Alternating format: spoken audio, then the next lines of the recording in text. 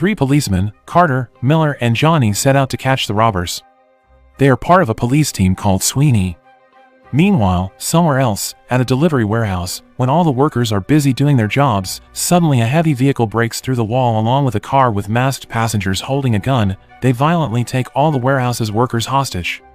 They were all told to get down at gunpoint, so no one dared to resist. 2 robbers quickly opened one of the container boxes, which turned out to be filled with gold bars. Elsewhere, 4 other SWEENEY members, Kara, Nancy, Simon, and Freddie, were also on their way to the robbery site. Meanwhile, those 4 robbers in the warehouse were trying their best to move the gold into the car within 30 minutes. Suddenly, before all the gold could be moved, 2 cars barged in, sending those robbers into a panic. This was more of a gangster fight than an ambush. A brutal arrest, hitting each other, and in the end, 3 robbers were arrested. However, 1 robber managed to escape and headed outside. Carter continued to chase him, and in his chase there was a tense struggle. The robber was cornered and he then pulled a knife from his leg. But Carter just smiles at him, and suddenly, someone's big hand breaks through the wall and paralyzes the robber. And here he comes, the SWEENEY leader, Jack Reagan. The location of the incident had become a crime scene, and Frank Haskins, Jack's boss, protested to Jack, as each time his team was on duty, they always caused damage, so their division was monitored by the internals team, as they were always required to compensate for damage. But Jack didn't really care. The most important thing for him was that the criminals were caught without any casualties, and the problem with the internals team, it was Frank's job to keep his team away from their supervision. After Frank left, Jack looked at the gold scattered on the floor with a different look. It's like there was a slight desire in his eyes to take them. In the evening, Jack and the rest of the SWEENEY team, as usual, celebrated their success with a night of drinking at a cafe with great joy.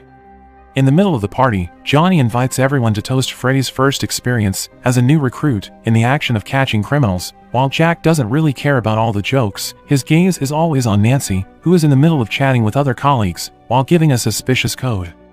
It turns out that the 2 of them have been in an illicit relationship for a long time. After his biological desires were channeled, Jack went out to meet an old friend, an information seeker named Harry. Harry is an ex-policeman as well as a dealer. Jack hands him the gold pieces in exchange for money, and asks him for information on where the next robbery will take place. Harry mentioned a private bank in Trafalgar Square that was currently being stalked by a group of robbers. After all his business with Harry was done, Jack rejoined his team to party. The next morning, Jack was stranded on the sofa. Neil, Carter's stepson, came over and looked for cigarettes in the pocket of Jack's clothes. When Jack realized his presence, he immediately surprised him and gave him advice that smoking is not good for health. As he walked away, Neil teased him about his pot belly, which was also not good for his health. Then Carter turns around from his seat and discusses Jack's behavior last night of having an affair in the toilet with Nancy, his married female colleague. Jack, who was caught red-handed, could no longer dodge the issue. He confessed to him while advising, "Sometimes feigning ignorance can save you." On their way to the bank, Carter was still curious and he addressed Nancy's husband again, who actually was still in the same office as them, but Jack didn't really respond to Carter's words. When they arrived in front of the bank, Jack gave him 30 seconds to analyze all the bank's security facilities and how the robbers broke into the bank. Carter then explained his theory. The entrance CCTV is directly connected to the private company. Hacking the security should be easy, while many guards do not have a gun license, so it is very easy to be paralyzed and to take them hostage. All they need is one person, then one other person is in charge of collecting all cell phones and turning them off. Meanwhile, 2 more people can go upstairs using the elevator to the safe. As a way to escape, they could use London's underground passageways, which could be used to get to anywhere, and to make the escape easier, the robbers only needed to take 1 bag of bank securities. Carter is so familiar with how to catch criminals that he should think like one too. Jack was so impressed by Carter, the genius, who had always helped him analyze every robbery situation. His analysis is always proven, and no robber has ever escaped their ambush thanks to his analysis. Afterwards they met the bank manager, Bledisloe, who was confused as to what had brought the city's most popular cop to pay a visit. Jack then explained that he was just doing a routine check, and slightly frightened the manager by mentioning that he wanted to investigate what the manager was doing with the bank. Bledisloe, sensing threatened, quickly explained that this was a private bank that held foreign currency for mostly Middle Eastern clients such as Abu Dhabi, Qatar, Dubai, and others. However, Jack continued to advise him by saying that the bank's security was inadequate and could lead to anyone being shot. The manager took offense and got angry, saying that their bank was not a street bank where anyone could shoot someone. Back to the police headquarters. As Jack enters the office, he meets Nancy and her husband, Ivan. They greet each other awkwardly, afraid of their illicit relationship being discovered.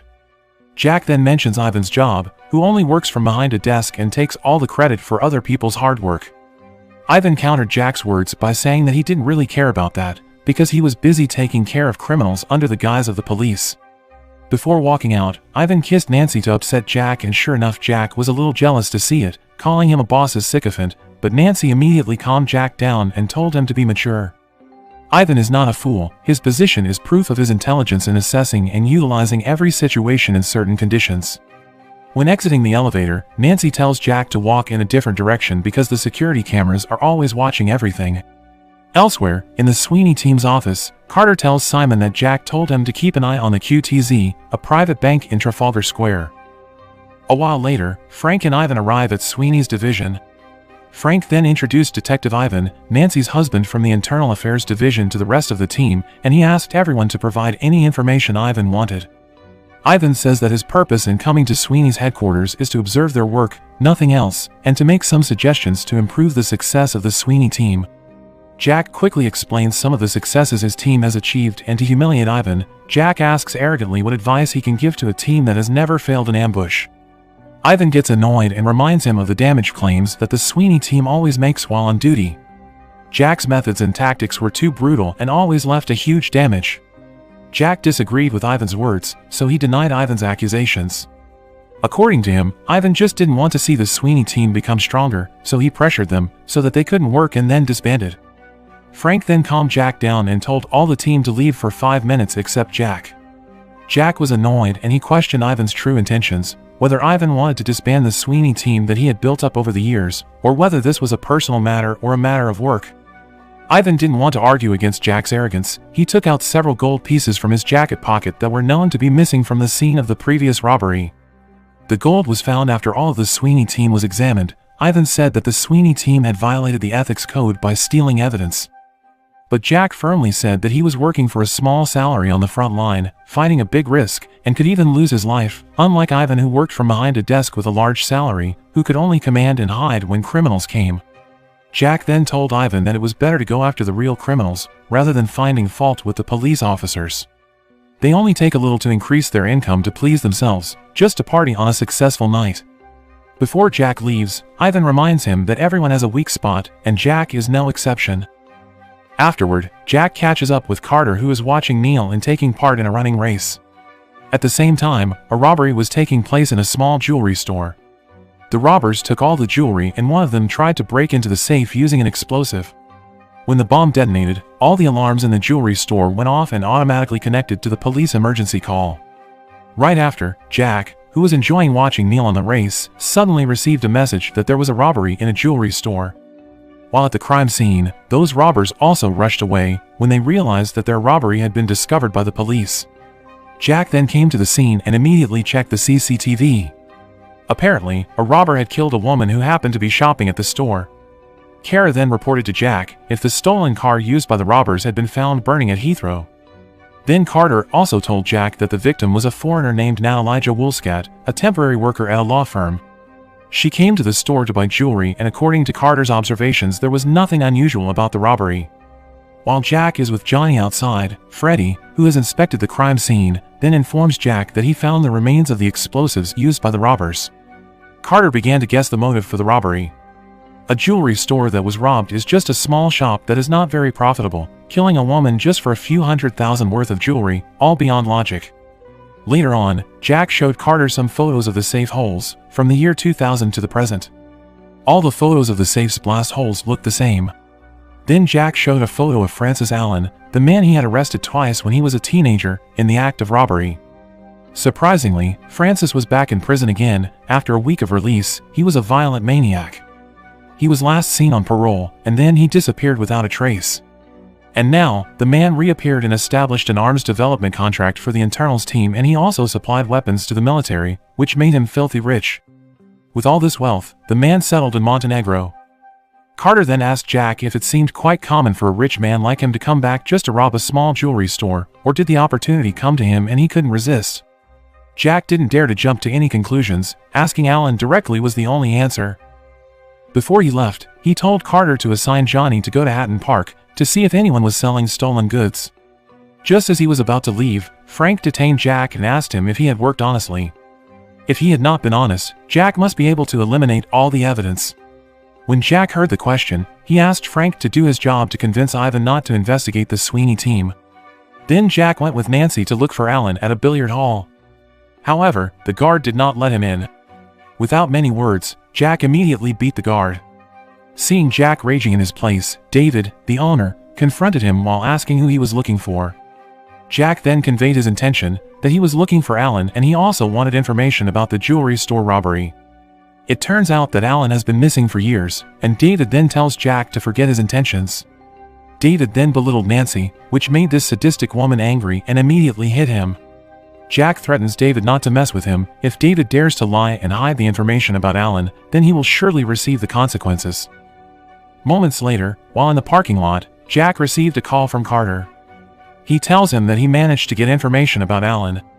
Long story short, Sweeney's team started to observe Alan's residence through surveillance cameras. Jack is so eager to catch him that he is willing to look at the CCTV screen for hours to find out Alan's whereabouts, which bores Carter. Johnny then came to bring them drinks. Jack immediately asked Johnny to tell Simon to leave the bank surveillance because he was worried that Alan would show up and it was too risky for him. Later that evening, Carter and Jack have dinner with Megan and Nancy. Carter and Megan ordered a lot of food while Jack only ordered a salad because he had promised Nancy to lose weight. Later on, Megan delivered good news about Carter who would apply for a promotion. Of course Jack was happy to hear it. After finishing their dinner together, Jack and Nancy went to the hotel to release their desires. Sorry, this scene is censored. By the morning, the Sweeney team had observed suspicious movements at Alan's house. All the Sweeney team was ready to ambush. But Jack held them back, because there was a suspicious car coming to Alan's residence. It turned out that from inside the car, two men got out of the car, and Jack was very sure that the two of them were his colleagues. Jack then gave orders to his team. They split up in all directions, closing the escape route.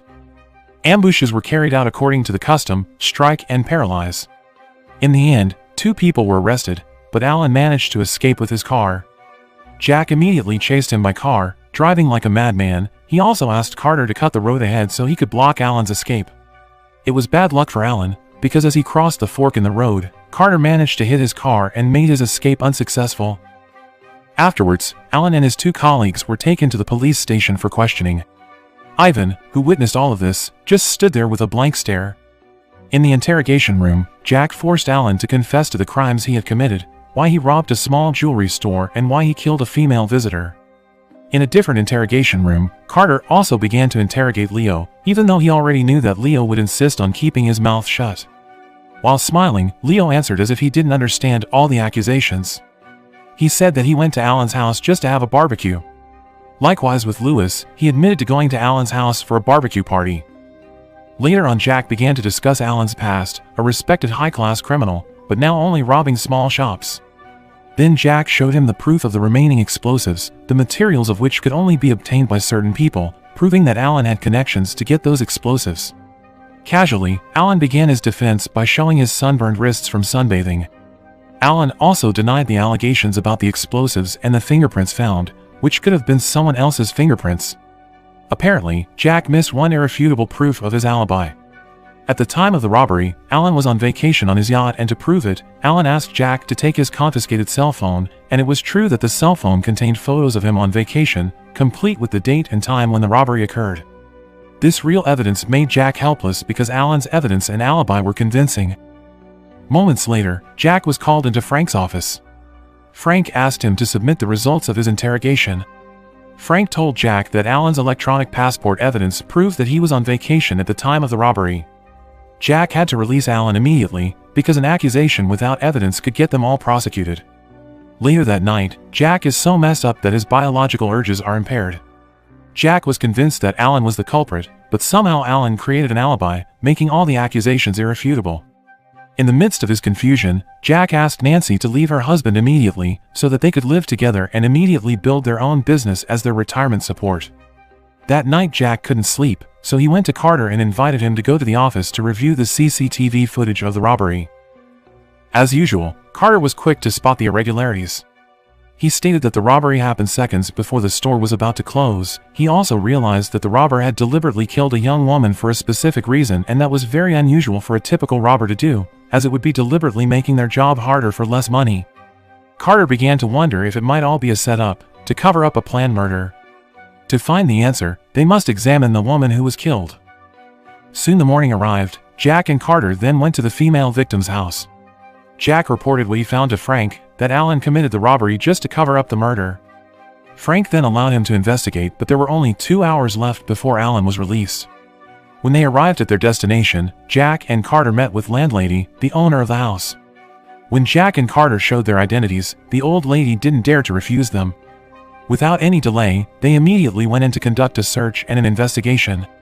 Everything related to the victim is carefully examined, until Jack finally finds a photo of the victim with an old man. The landlady remembered that the man in the photo had come a few weeks ago, but she didn't know his name. Upon returning to the office, Jack began to analyze and search for data on the old man with fingerprints attached to the photo and matched them with fingerprints found at the crime scene. Soon Jack got the results. It turned out that he had caught the wrong person. The culprit was not Alan. The man in the photo with the victim was Macon Trebolt. Jack immediately went to the interrogation room and released Alan, because he was innocent. Alan then grinned, mockingly asking Jack to interrogate him again because there were still 15 minutes left. But Jack immediately refused it and sent him away. Before he left, Alan threatened Jack by saying that the careless actions he did now would be problematic in the future. In the midst of Jack's problems, Ivan suddenly appeared and said that he had found Jack's weak point, while showing Jack's glasses that he found at Nancy's place. Jack, who had been holding back his anger, immediately choked him while asking him to stay away from him if he wanted to survive. Carter, who saw the incident, immediately apologized to Ivan, saying that Jack was currently in a mess, so don't provoke him. Without hesitation, Ivan asks Carter to replace Jack to lead the Sweeney team. Carter has a record of solving cases that is perfect, and he has a very rare ability to solve problems. Besides that, Carter also has the fastest record for analysis time, which is only 30 seconds. He is a real genius. We switched back to Jack, who is now issuing an arrest warrant to Macon Trebolt. Carter, who understands Jack's current condition, suggests that he go home to rest, trying to relax his tense muscles with Nancy, but Jack is still thinking about what carelessness he has done. Suddenly Kara tells Jack that she got a report that there was a robbery at a private bank in Trafalgar Square. Jack immediately realized that it was Trebolt and his group. All Sweeney teams were ordered to immediately go to the location of the robbery. While on the way, Jack reported to Frank that Alan had nothing to do with the robbery the other day. The real perpetrator was Macon Trebolt, and he was currently in action again robbing a private bank in Trafalgar. But Frank instead ordered Jack and the Sweeney team to immediately withdraw, because Ivan had made a formal complaint about Jack. Frank advised Jack to forget about the robbery and not give Ivan the opportunity to disband the Sweeney team. But it wouldn't be Jack if he followed orders. He still drove to the scene of the robbery, regardless of what Ivan did. Nancy, who always supports what Jack does, then gives one of her earrings to him as proof of her loyalty to Jack. Nancy promised that she would divorce Ivan after all these problems were over. Meanwhile, at the bank, Macon Trebolt and 2 of his friends were ready to leave, but Jack and his team had already arrived at the place. The robbers immediately opened fire until one of the bullets hit Simon. One of the robbers fled and Carter immediately chased him. Meanwhile, Trebolt, along with one of his other friends, tried to escape towards a different direction. Jack never gave up and continued to attack, but the escape route was very free of obstacles. Elsewhere, Carter failed to immobilize the target. The robber managed to escape using the bicycle of a local citizen he had robbed. Jack's pursuit also continued until he entered a museum, where Jack again received orders from Frank to retreat, but Jack continued the pursuit. When Trebolt tried to escape through the back door, Jack told Freddy to split up and prepare for an ambush secretly, while he and Nancy would continue to chase down every hallway and room. Unfortunately, Freddy is held at gunpoint by 2 gunmen, leaving him helpless. When Freddy was shot, Jack and Nancy heard the gunshot and immediately rushed to the source of the gunshot. Fortunately, Freddy survived because of the bulletproof vest attached to his body. The chase continued again to the parking lot, but unfortunately all cell phone signals were blocked in this place, so Jack and Nancy could not contact anyone, so they split up to look for the 2 robbers who were still hiding. When Nancy was away from Jack's supervision, she was suddenly ambushed by the 2 robbers and taken into the car. Jack panicked when he realized Nancy was missing. He tried to find her until he heard the engine start. Jack immediately went to the car, but unfortunately, there was no Nancy there but someone else. Suddenly a car behind him started up and immediately took off running. Jack immediately shot at them until he managed to hit one of them. Then he chased them using one of the cars available there. But unfortunately, the car swerved and crashed into another car because it was shot by Traybolt. Nancy finally managed to get out of the robber's car in a helpless state. Jack, who was trapped in the car, tried to shoot Traybolt, but unfortunately he ran out of bullets. Traybolt then took the opportunity to shoot Nancy to death. Jack was shocked to see someone he loved killed in front of his eyes without being able to help her. The scene then moves to a hospital. The news on the television is reporting on the killing of a policewoman following a bank robbery, and Jack watches the news with a blank stare, pensive with guilt. A little while later, Frank arrives with Ivan to see him. Ivan was devastated by his wife's death and Jack could only apologize to him. But it's not that easy to solve the problem with an apology. Ivan threatens to destroy Jack and make sure he is fired from the police. Everything related to Jack will be investigated, all assets belonging to Jack will also be frozen, and the Sweeney team is prohibited from operating until the investigation is complete. If Jack still dared to act during the investigation period, then he would be immediately thrown into prison. His weapons and badges were stripped without any defense. This dilemma man just surrendered, giving up everything. At the moment there was only one person whom he trusted, and that was Carter. He can't let Traybolt go. Jack's revenge must be avenged, but Carter refuses to help him go after Traybolt, because it's too dangerous. Nancy's death has left him shaken, plus the internal team has sent several officers to watch him. They all have no choice. Jack then asked Little Neil to take a picture of him and told Carter to deliver his message to Harry, to meet him on top of the Crow's Nest building while showing the photo. At least Carter could help him one last time. In the evening, Jack went to the train station to outwit Ivan's men who were watching him by pretending to enter the train, then he walked to another carriage and exited from a different door, thus trapping the two watchers in the train. When he arrived at the meeting place, old Harry was waiting for him. As per his request, Jack was given a badge and a gun. The fake badge was made to look like the real thing. Before he left, Jack asked Harry to help him to check every hospital and clinic in search of the two robbers. They wouldn't be able to go far, as one of the robbers was injured. Jack then went to the billiard hall to find out some information about Traybolt, and coincidentally, Leo, Alan's partner, was also there. Jack immediately ambushed him and asked him to tell the information about Traybolt, but Leo insisted on keeping his mouth shut, which made Jack lose control and shot Leo's palm. With a shaking fear, Leo finally confessed and said that he was only paid by Alan to take his passport abroad for a vacation and use it as an alibi against all the accusations. Unfortunately, Leo doesn't know Alan's current whereabouts. Jack then asked Leo to convey his message to Alan that he would pursue him wherever he was. When Jack left the place, Ivan and his men managed to ambush him. The vengeful man immediately beat him for still daring to act against orders. When he arrived at the office, Jack couldn't help but reflect on his fate. What Alan did had made him a scapegoat, destroyed his career and took away his girlfriend. Jack then took out Nancy's earring that he kept in his mouth, and looked at it sadly. After that, Jack was taken by Carter to be sent to prison, and at the same time, Ivan came to Carter's residence to discuss his promotion. Ivan persuaded Carter not to waste this opportunity, just for the sake of his loyalty to Jack. Ivan then gives him a time to think, while handing him his business card. Ivan wants to take all of Jack's subordinates, especially the genius Carter. Elsewhere, the car that brought Jack has arrived at the prison. He is escorted by several guards to his holding cell. Jack got mocked by an officer who said that he was a famous cop who caught criminals, but now ended up in prison. The prisoners who had been arrested by Jack looked at him vengefully like a tiger stalking its prey. After entering the prison, Jack intended to call Carter immediately, but there was only Neil there, saying that his father was not at home. Suddenly, an inmate came in and wanted to get revenge. Jack immediately beat him mercilessly. Afterwards, the other inmates also arrived to beat Jack, leaving him helpless. On the other hand, Carter is currently in a dilemma whether to pursue a career but betray Jack or keep his loyalty. In the midst of this dilemma, Megan, his girlfriend, provides a solution that he should do what he thinks is right, do not engage with any interests, let his deepest feelings guide him. Once he is sure of his decision, Carter then follows Harry to find out who the shot robber is, who Jack is looking for, through a doctor named Bernard. The doctor tells him that he just operated on someone who was shot an hour ago. He also tells him where the guy is hiding, which is in a taxi office that they use as their front to sell drugs down the street. Without any delay, Carter starts moving with Harry towards the taxi station. After locating it, without any fear, Carter went to the group's hideout alone and took out all the guards without mercy. After taking care of the guards outside, Carter entered the back room, and sure enough the shot robber was there, asleep. Carter's attention was then drawn to all the papers on the walls of the room containing all the robbery plans and photos of Jack, who was indeed their target. Then Carter presses the robber's gunshot wound with the tip of his gun, making him grimace in pain helplessly. Carter then told him to tell him the whereabouts of Trebolt if he wanted to stay alive. Unable to bear the pain, the robber finally told him everything.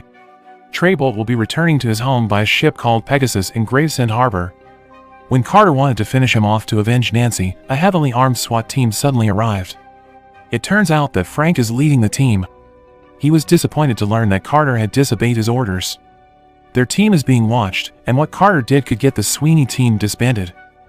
Before he left, Carter said that he regretted not going with Jack to catch the villain, and now, even though they were acting right, they were becoming villains.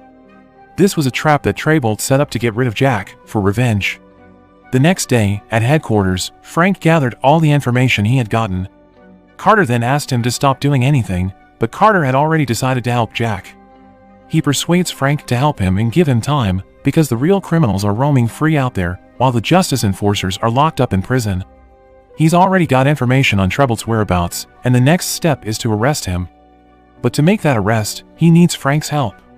Carter says that his original goal in joining the team was to be a real man, to catch real criminals, not working from behind a desk. But Frank still forbids him, as his position is also at stake, so he can't take any chances. As he was about to leave, Carter saw a Pegasus written on the information board. Then Frank said, Pegasus was the name of Alan's ship. Meanwhile in prison, Jack got a few cuts on his face after being beaten by the inmates. However, their revenge was not finished yet. Jack then realized the situation, and rushed back into his cell. When Jack was ready, behind the door, it turned out that it was the prison warden who told him that his friend had come looking for him. Apparently Carter managed to persuade Frank and provide guarantees to get Jack out of prison. They leave without delay to start the hunt. On their way, Carter shared all the information he got. A few moments later, Frank called and informed him that the Pegasus ship had arrived in the British territorial waters. Upon hearing this, Jack immediately prepared his weapons and continued to drive towards the harbor. When they arrived, Jack and Carter saw Trebold's men transporting bags containing the money from the previous robbery. As the targets make their way to the ship, Jack orders Carter to prepare for an ambush and immediately sneaks inside the Pegasus with weapons at the ready. Jack checked the bottom of the ship, where he found Alan. Feeling himself in danger, a surprised Alan immediately attacked Jack. When Alan was cornered and almost caught, suddenly one of his men came to Alan's aid. Alan and his men managed to escape and managed to stab Jack in the leg. Carter, who saw Alan running away, then tried to shoot him from the boat, but Trebolt appeared to shoot him. Jack asked Carter to protect him so he could chase Alan and Trebolt, but they still managed to escape. That's when a fierce chase ensued.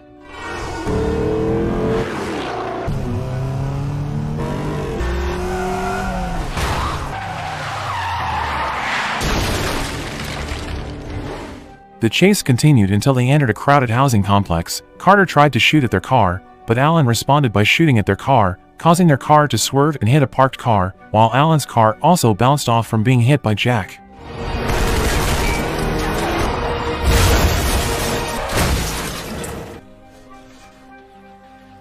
In such a situation, Trebolt tried to restart his car. A few moments later, Carter, who had regained consciousness from the accident, then got out of the car, while Jack was still unconscious in the car. A moment later, Alan's car successfully started and immediately stepped on the gas trying to escape. Carter, who was already standing outside, then opened his fire, causing the speeding Trebolt to hit him. Jack suddenly awoke, and immediately fired his gun at Trebolt and finished him off. Jack didn't want Nancy's death to happen to Carter. Meanwhile, Alan, who was badly injured in the accident, couldn't help but surrender when Jack caught him. Jack's struggle to avenge Nancy pays off.